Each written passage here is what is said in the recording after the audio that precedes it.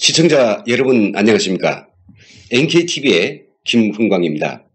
오늘 시간에는 좀 특별한 주제를 가지고 탈북충실 목사님과 인터뷰를 진행하도록 하겠습니다. 오늘 주제는 치열하게 대립되어 있는 남남 갈등을 바라보는 탈북민들의 시각, 이런 주제로 이야기를 나누겠습니다. 오늘 이야기를 위해서 지구촌 가족 공동체 교회 담임 목사로 계시는 박베드로 목사님을 모시고 이야기를 나누겠습니다. 목사님 안녕하십니까? 어서 오십시오. 안녕하세요. 오늘 좀 이야기하고자 하는 게 참 우리가 매우 자유로운 이 대한민국에 살다 보니까 뭐 천명이 천색이어서 나름의 이념과 또 그리고 자기들이 생각하는 어떤 가치 다 다르겠지만은 분명히 대립되는 갈등이 있더라고요. 남남 갈등에 대한 이야기입니다. 목사님께서는 보신 남남 갈등 어떤 거면 어느 정도라고 생각하십니까? 좌우 대립이 지금 아주 최고조에 달했고, 예. 여기는 신앙이 자유고, 언론이 자유고, 인권이 보장되고, 천국이니까 예. 정말 다양한 이념과 예. 생각들을 가지고 세상을 바라보는데, 참 북한 땅에서 50년 살다가 대한민국의 땅에 온 저로서도 혼란스러울 때가 참 많습니다. 예. 그렇죠. 그래서 제가 보기에는 이 좌우 보수 자체가 예. 서로 상대를 인정해주고 예. 대립을 가지 말고 예. 사랑을 덮어줘야 되는데 사랑으로. 사랑이 정말 있다고 하지만은 다 식어버렸어요. 가장 안타까운 것은 제가 북한에서 50년 살았고 여기 와서 거의 전 20년 넘게 살다 보니까 남남 갈등이 기본 원인이 김일성의 남한 적화 전략이 여기에 먹혀 들어갔다. 저는 이걸 깨달았습니다. 그러시네요. 이제 북한에서 저는 경찰청에 근무했고 71년도에 대한민국에서 김종필 씨가 중앙정보부를 만들 때에 북한에서는 김병하가 국가정치보위부를 만들 때 저도 정치보위부 쪽에서 근무도 했습니다. 그러다 보니까 김일성과 그 추종달이 대한민국을 공산하기 위해서 어떠한 전략과 전술을 썼으며 난파 간첩들을 얼마나 난파시켰고 네. 대한민국의 젊은이들을 세뇌시키기 위해서 그들이 핵식하는 것을 저는 낱낱이 알고 있습니다. 참 그러면 오늘 목사님 제대로 제가 모시게 됐네요. 목사님께서 알고 있는 그런 이야기만을 정확히 우리 국민들에게 들려주어도 우리 국민들께서 이 남남 갈등의 어떤 그 원인과 뿌리 이런 것들과 오늘의 이 그 정말 격화되어가는 이 갈등의 어떤 그 원인들을 잘 진단할 수 있을 것 같습니다. 자, 그렇다면 목사님 솔직히 제가 이런 이야기 좀 드리고 싶죠. 자, 지금 오늘날에 와서 남남 갈등의 핵심, 우리 목사님은 그걸 좌우 대립이라고 했는데요. 이건 어찌 보면 이념의 갈등이고, 맞지. 그리고 또 인권 문제에 대한 어떤 차이, 그리고 또 나아가서 북한 독재 체제와 핵에 대한 어떤 차이가 되지 않겠습니까? 그렇습니다. 그럼 몇 가지 차이 가운데서 목사님께서 보시는 그 차이는 가장 무엇이라고 생각하십니까? 이념이나 인권 문제나 또는 뭐 소득과 분배라는 사회적 문제나 또 그리고 비핵화 같은 핵 문제, 어떤 갈등이 가장 핵심적인 갈등입니까? 남쪽에 있는 5천만 국민들이 네. 북한을 잘 모른다는 거. 네. 모를 수밖에 또 없고 가장 중요한 거는 우리는 그 땅에서 탈북민이 3만 2천 명인데 20년 살았고 30년 살았고 40년 50년 살았고 네. 북한의 소위 사회주의 공산주의라는 사실 사회주의 공산주의 아니죠. 네. 독재 봉건적 군국주의죠. 그렇죠. 봉왕조. 예, 왕조죠. 예. 예, 거기서 말도 안 되는 주체사상이라는 거 배워왔지만은 남쪽에 계시는 분들은 책에서만 배워가지고 정말 막스 레닌주의 막스가 내렸었거든요. 네. 예, 막스 아버지도 천주교 신부니까 그래. 성경책을 펴놓고 막스 이름주 쓴 거예요. 그 내용 참 좋습니다. 사도행전 펴놓고. 예, 사도행전 펴놓고요. 골고루 사니까 무상 복지도 좋고, 예. 그게 실현되겠나? 실현해야죠. 공사한 사이니까. 네. 그런데 아직은 아니라는 거. 유토피아죠. 할렐루야. 유토피아. 예. 통일돼서 정말 유럽처럼 국민소득이 한 6만 불 됐을 때 논해볼 가치가 있습니다. 그러나 아직은 북한 땅에는 대한민국 땅을 공산화시키는 그런 이념과 체제가 사상이 다른 사람들이 앉아서 이 땅을 호시탐 노리는데 네. 북한을 그런 식으로만 바라봐서는 절대 안 됩니다. 네. 물론 믿는 사람으로 목사로서 사랑의 눈으로 원수도 사랑하지만 네. 아닙니다. 하나님께서는 인간을 창조할 때 네. 생육하고 번성하고 정복하고 다스리라 했습니다. 정복전쟁, 가나안 정복전쟁 할 때는 피를 흘렸습니다. 그 가나안의 안악자손이 얼마나 왕광, 예?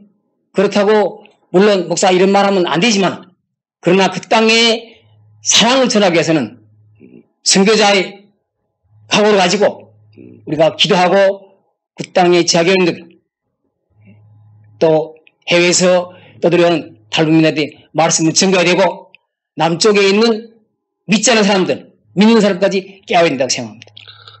그렇습니까? 자, 그렇다면 우리가 지금 남남 갈등에 대한 이야기를 하다 보니까 사실 남남 갈등은 북한에 대한 이해의 차이는 북한을 몰라서다.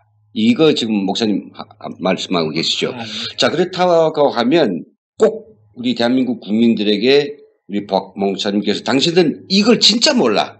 당신은 이거 모르다 보니까 북한이 희한하게 보이고 그 김정일 쇼를 했더니 김정일이 뭐 귀엽다. 김정일이 아주 노는 게 아주 세련있다. 이런 이야기 나오지 않습니까? 그러니까 뭘 모르느냐. 이것만은 당신 똑똑히 알아야 되겠다.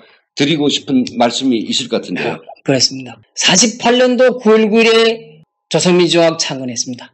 그래가지고 58년도 9월 9일에는 이제 자본주의 완전 승리학이라고 선포했고 98년도 9월 9일에는 김정일이 전면에 등장했습니다. 70은 하나의 숫자입니다.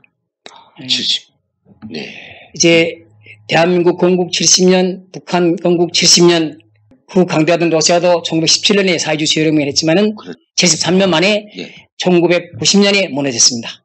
예, 그러니까 우리 믿지 않든 믿든 특히 믿는 분들은 기도로서 그 땅 가운데 동방을 살린 평양성이 회복되게 기도해야 될 줄 믿습니다. 자, 그러면 목사님 정말 갑자기 이제 궁금증이 생겼는데요. 지금 이번 미북 정상회담을 통해서 북한은 그 무슨 핵무기인가 그 구닥다리를 갖다 내놓는 대신에 미국과 또 남한 국제사회는 북한의 체제를 보장해준다. 그럼 체제를 보장해준다면 거기에는 종교도 허용되지 않는 체제겠죠? 나는 인권이 또 무시되는 체제이겠죠? 나는 이제 미국이란 나라는 하나님이 복 줘서 세계 최강대국이니까 폼페이는 당근을 사용하고 그 다음에 볼턴은 채찍을 사용하고 거기에 리더는 트럼프다. 네. 참 저분들의 전략과 전술이 그런데 북한의 김정일이를 떠받치고 있는 이 책설을 또 만만치 않아요. 제가 안 봐야 하면 거의 남쪽에서 한 20년씩 남파 간첩 대학을 두세 개 나오고 미국 유럽까지 가서 유학한 유학파들이 북한에 들어가가지고 지금도 김정은이 책사질 한다고 저는 알아들었습니다. 남쪽에 왔네요. 남쪽에 와서 간첩이라는 소리예요. 그렇죠. 그럼 남쪽에 뭐 북한 간첩들이 있을까요? 이제 그걸 말하자면 끝이 없어요. 예. 김일성이 남한 적화 전략은 40년대 중반부터 김일성이 45년도 9월 12일 날 원산항에 러시아 구초감 타고 대견장 달고 상륙했죠. 그때는 김일성이 아니죠. 김성주입니다. 해고로도 있어요. 함남도당 오기섭 위원장이 말 타고 김일성 장군이 영접하려고 하니까 김일성 장군이 시험이 시킨 거에 보니까 내가 김성주입니다 하는 새파란 젊은이란 말이에요. 그때부터 한 달간에 김일성을 둔갑했거든요. 그 김일성이가 평양에 와가지고 야 내가 산에서 싸울 때 갈라진 이 한반도를 내가 바라보지 않았다. 통일된 한반도다. 45년도 12월 달부터 저는 남파한 걸 알고 있어요. 북한에서 60년대에 출판된 그 문학 작품이 청년전이라고 있어요. 있죠. 예, 거기 청년동맹의 잡지죠. 거기 청년전이 작가가 임춘추입니다. 예, 임춘추는 20년대 중반에 서울에 나와서 지금 연세대학교 전신의 연예 전문 졸업한 정말 하나밖에 없는 엘리트 괜찮거든요. 예. 그래가지고 만주에 들어가서 김일성 같이 혁명하니까 이분이 있었는데 그 1집, 2집, 3집까지 있었거든요. 네. 1집, 2집은 이제 그 20대 초반 청춘 남녀들이 그 만주벌판과 11.5판 그 추운 데서도 사랑을 나누는 에로틱한 참 잘 썼어요. 그런 소설 냈네요. 그렇죠. 3집의 내용이 이게 문제된 거예요. 3집은 다른 게 없고 해방 이후 전국에 썼는데 임춘추가 왜 6.25 전쟁에서 우리가 승리 못했는가? 왜 남쪽에 우리 전략이 안 먹혀 들어가는가? 그건 노동당이 대남 전략이 잘못된 데다. 실패다. 예, 거기다 마지막에 끝에 이용준이라는 김일성이 최측근이 3.8선 넘어는 끝난 겁니다. 문제가 여기서 된 거야. 간첩을 공식적으로 인정해야 그렇죠. 돼요. 안나파이다고. 김일성이 그 달 보고 야 이놈 자식아 네 비밀을 함부로 노출하나? 목 잘라서 강원도당 위원장으로 한 7, 8년 가 있었어요. 내가 알고 있어요. 그 이후에 그 양반이 올라왔는데 제가 평양에서 군복무할 때 부사관할 때 그 양반 아들이 내 손에서 밥 먹었어요. 종합대학 졸업하고 와서. 우리 목사님 듣자니까 북한 군내 복무할 때 아주 중요한 부대에 저는 원래 경찰청 출신이고 71년도에 우리가 여기 남쪽에서 김정필 씨가 중앙정보를 만들 적에 북한에서는 김병아가 국가정치부를 만들었어요. 그렇죠. 그때 저도 국가정치보위부 쪽에 가서 좀 근무했고, 그러다가 조금 이 남파 간첩들 그런 그렇죠. 빠삭하게 좀 정보를 좀 알고 있어요. 많이 안 알고 있어도. 우리 선배들이 그 보위부 다 하겠던 가 있거든요. 그렇네요. 그러니까 남파 간첩들이 이제 해방정국에서 50년대까지는 그 정도 들락날락 많이 했어요. 사실은 남쪽에 자생 공산자들이 참 많았어요. 똑똑한 사람들이. 박은영이가. 박은영 공산당 1비서, 공산당 2비서가 김용범이고. 김용범이. 라진에 김용범 초등학원이 있어요. 지금 원산 초등학원이 옛날에 김용범 초등학원이 됐어요. 김용범의 와이프가 박정혜입니다. 박정혜라고. 아주 이름난 여걸이 있죠. 그렇죠. 북한 여걸. 김일성도 여사님 하신 분에. 그분이 참 우스갯소리지만은 70년대, 71년도에 김일성이 이제 주천홍법이라고 만들어내니까 그 여사님이 농사는 하느님이 빌 내리고 햇빛 줘야지 잘 되지 뭡니까 했다가 목 잘려서 박정혜 고향이 아마 평안북도 박천이에요. 시골에 가서 말년 쓸싸게 보냈다 그래요. 50년대 난파 간첩이 10만이에요. 50년대. 그렇죠. 50년 6월 28일부터 9월 12일 인천상경장 항전까지 10만. 그래 내 친척도 이게 10만. 내 친척도 여기 나와 있어요. 내 친척이 내 국정원에서 다 진술했거든요. 나 가까운 친척이 아니고 10촌이고 남이죠. 이러면 박건혜인가 그분이 50년 5월달에 결혼식 올리고 나갔단 말이에요. 그 사람이 함경북도 불영군 삼해면 면당위원장했어요. 제 친구도요.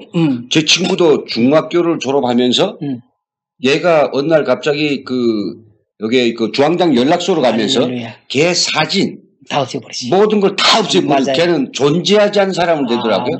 남쪽에 남파대 온 거 아니겠습니까? 당연하죠. 지금 뭐 하는지는 모르죠. 그래가지고 그분이 할머니가 강동학이 아직도 살아계세요. 92세거든요. 근데 그 할머니 까딱 안 해도 나라에서 록을 주고 배급 주고 월급 준단 말이에요. 이제 그분 이름이 제가 알기로는 박건혜인가 그래요. 동생들이 다 연락처 다 올라가 있고 그분이 사촌은 아마 해주의 남파가운서 훈련소 소장을 하는 거 제가 알았어요. 박건혜이라고. 그러니까 그때 내 먼 친척이 정치공격 때 나왔다가 전투하는 과정에 눈 하나 빠져가지고 올라갔어요. 그분이 박두진이 돌아갔어요. 그분이. 북한의 60년대 드라마 영화 예술영화에 박임순이라고 있어요. 북곡성에. 북곡성은 압니다. 박임순이 아버지 박두진에 우리하고 먼 친척 되는데 그분이 나한테 전난단 말이에요.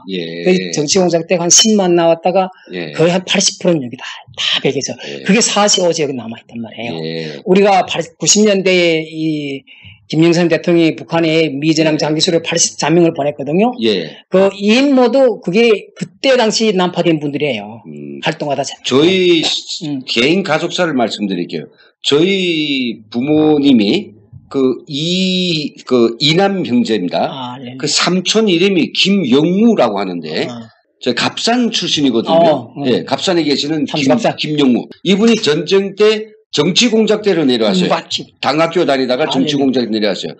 그런데 이분이 지금 살아 계셨는지 죽은지 모릅니다. 근데 우리 저 호적에는 뭘로 되어 있는가?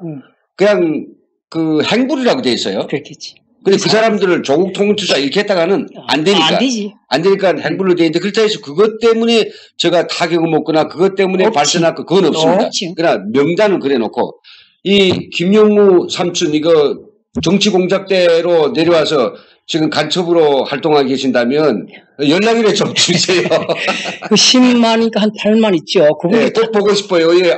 형님께서 그렇게 동생을 보고 싶어 했는데 어딘가 아마 살아 계시리라고 저는 생각하거든요. 근데 그분들이 50대 나온 분들은 고생하면서 더 나갔어요. 예. 그런데 이제 그분들이 지금 뭐 할까요? 그분들이 큰 회사 사장. 그분 어느 그렇죠. 큰 목회. 예. 1세들은 거의 다 돌아가셨죠. 다 돌아가셨다. 80. 예. 그 90. 그분이 그때 강봉학이 그 남편 되는 박근혜가 24살에 나왔으니까. 그러니까 그분이 92세니까 거의 그 1세대는 돌아가시고 2세, 3세, 4세들이 다 있단 말이에요. 그러니까 60년대 보낸 간첩, 70년대 보낸 거 다 다르지 않습니까? 그래가지고 이제 6.25 전쟁이 끝나고 김일성이 개성에다가 송도 정치대학을 만들었어요. 맞습니다. 그래서 3개월짜리 단기 간첩 훈련, 6개월짜리 단기 간첩 훈련 이렇게 만들었거든요.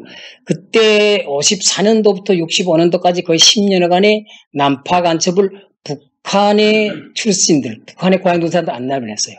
남쪽의 고향들 분들, 그분들이 이제 6.25 때 우영군으로 북한에 끌려간 게 15만 된다는 것을 알고 있거든요. 그분들이 똑똑한 사람들 골라서 훈련 줘가지고 난파했어요. 가장 첫 사례로 우리 말레이시아에서 피격등에 죽은 김정남이 외삼촌, 성예림이 오빠가 24살에 대한민국 난파됐어요. 그분이 한 몇 년 전에 TV조선에 나왔어요. 그렇습니까? 그분이 나와서 그러잖아요. 내가 이게 창원이 내 고향이고 내 이게 친지들 다 있는데 내 왜 북한 땅 김일성에서 간첩 활동하는가? 그때 당시 많이 내보냈어요. 얼마 내는지 모르겠지만 그러니까 여기 나와서 거의 다 전형하니까 실패하는 거 아니야. 네. 내가 알기를 해령시 망양 동당 비서가 충청도 분인데 6.25 때 올라간 분이에요. 예. 이분이 동해안의 함흥의 원산에 난파감첩 본부가 있고 있죠. 고성 남해에 파견소가 있어요. 예. 여기 속초에 북파 간섭 훈련소가 있는 것처럼 거기서 이제 훈련 받고 그때는 잠수정 없이 고속정 타고 경상북도 삼척 울진에 침투해가지고 난파된 간첩하고 문건을 받아가지고 한번 임무 수행했거든요. 그런데 그 후에 두 번째 나가라고 해서 자기 못 나가겠다 그랬대요. 그래서 전역 지대돼서 거기 그래도 동당비서를 임명한 걸 그분이 자세히 들었거든요. 그렇네요. 예, 그래가지고 이제 북한에서 김일성이 65년도 12월 달에 남조선 혁명과 조국 통일에 대하여 그런 논문을 발표합니다. 저도 이해했습니다. 그렇죠. 거기 이제 대한민국 남한 땅을 남조선을 적화 통일시키려면 전략과 전술이 다 씌워져 있어요. 예?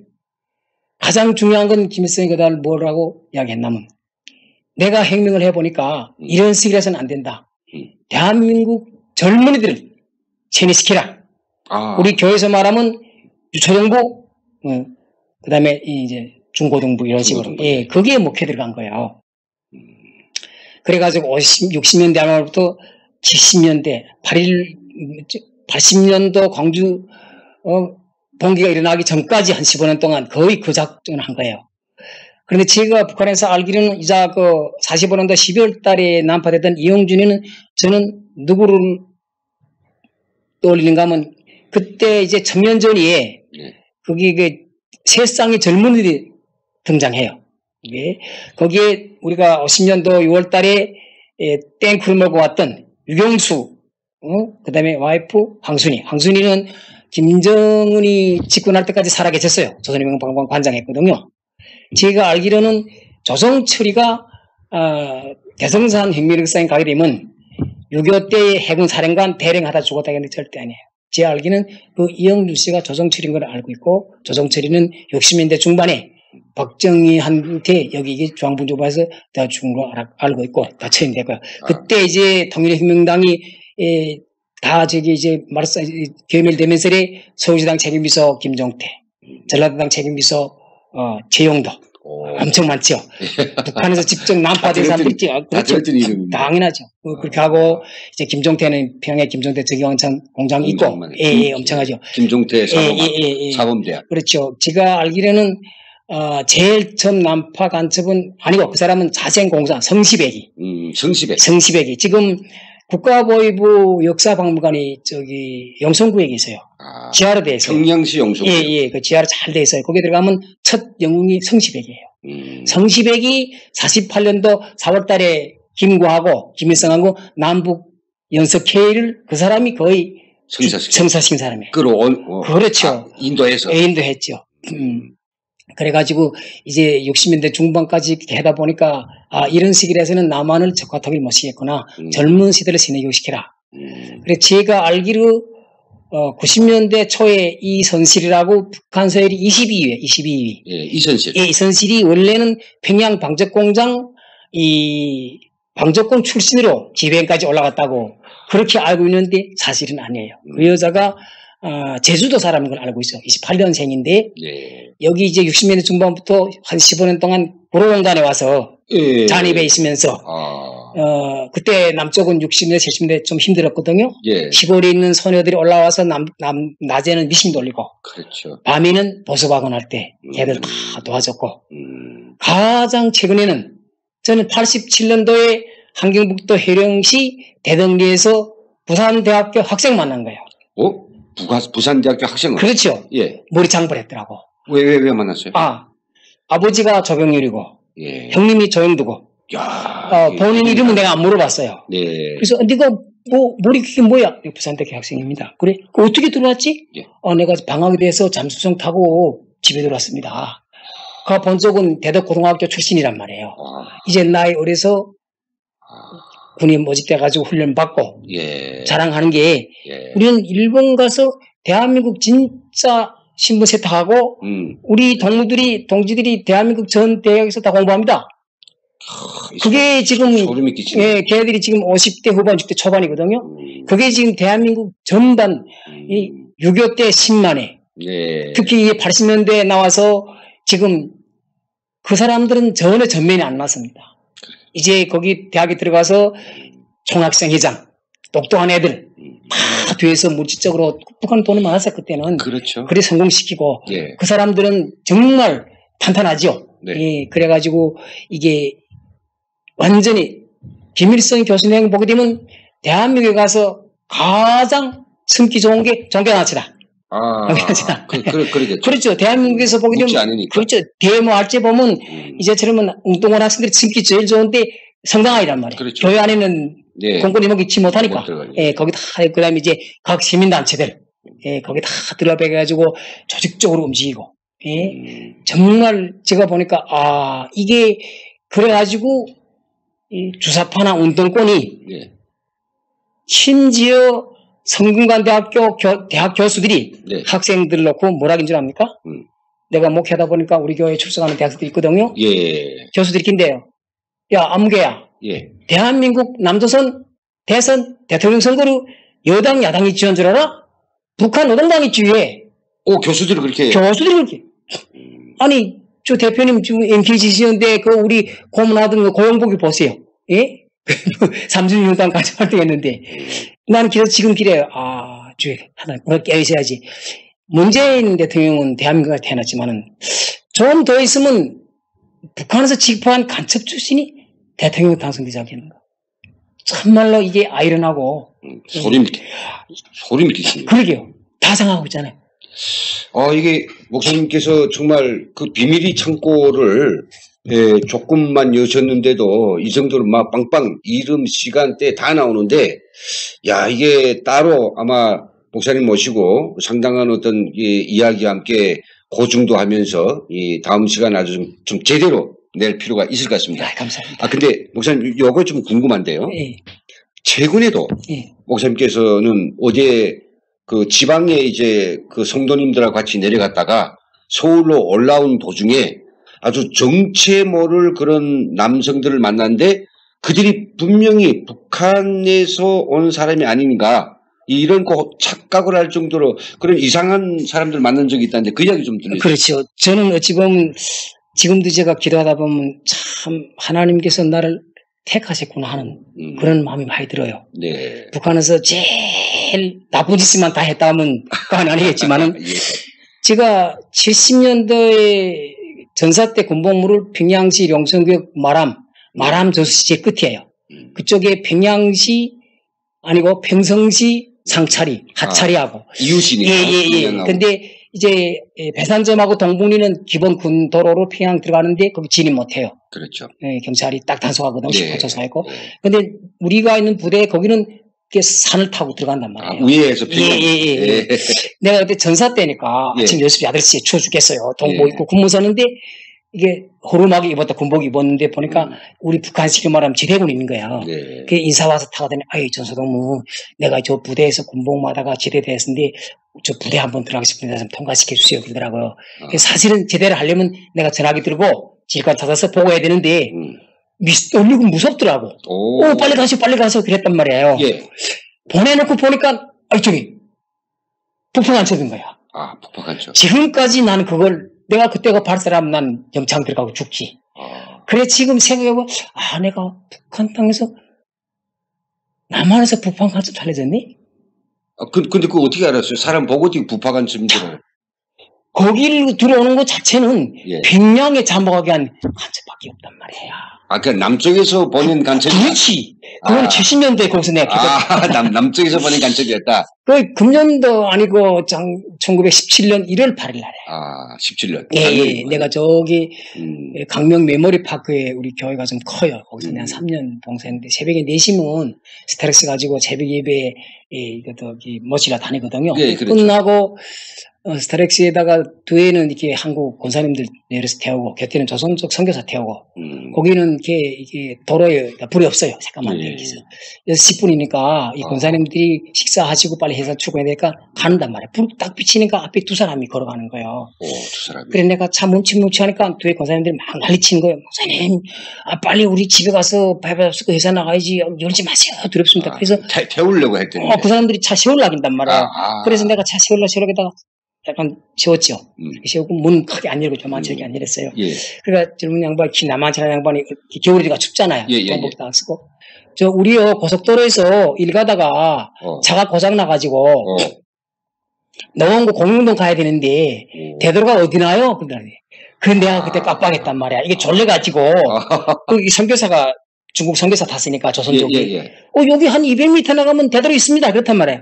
그래서 내가 조금 가다가 한 20m 갔나? 선교사. 쟤들이 조선족이야. 북한 애들이야. 아까 선교사한테. 목사님 그 애들 어디 조선족입니까? 그 애들이 북한 애들 싸움꾼이지. 탁 세우고 보니까 광고도 없는 거예요. 없었지. 공릉동을 간다는. 공릉동 간다고. 근데 내가 조금 지나가지고 뒤에서 한국 분들이 막 난리치는 바람 내가 가서 30분 지나서 112 쳤지요. 근데 벌써 그전 됐죠. 그렇죠. 여기 서울 사는 사람들이 그 시간에 걸어서 가는 사람 몇이 되겠어요. 차가 있으면 뭐. 근데 내가 그때 보니까 한 며칠 지나니까 하태경 국회의원이 정보 들은 것 같아. 북한에서 남방한첩에 두 놈이 서울에 잔입했다. 이렇게. 두 놈이. 예, 하태경 국회의원도 탈북자들하고 같이 많이 활동하다가 정보로서 받았나 봐. 길에 내 딸 이게 그때 저는 이놈들이 해주에서 잠수정 타고 서해 어느 섬에 했다가 인도사 따라서 우리가 일찍 등기점이거든요.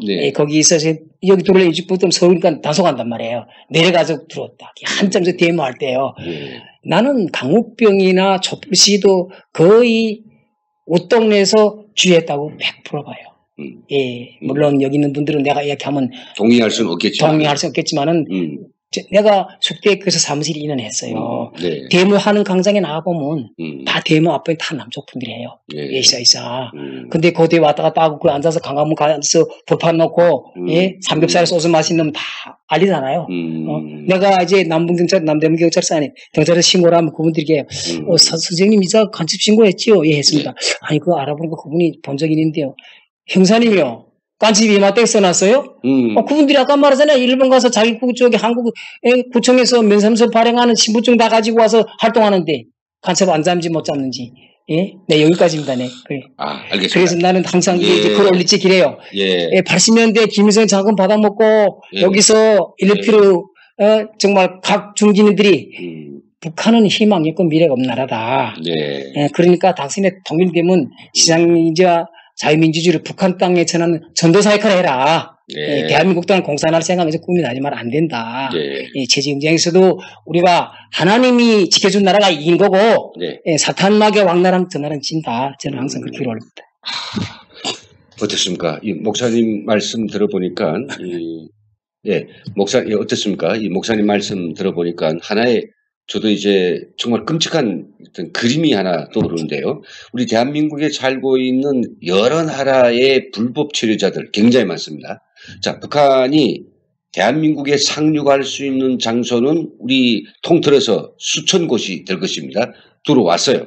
들어와가지고 결국은 뭐 가짜 여권을 소지도 했을 겁니다. 잡히는 경우에는 이게 뭐게 불법 체류자가 되고 혹시나 잡히게 되면 사찰에 뛰어들면 되는 것이고요.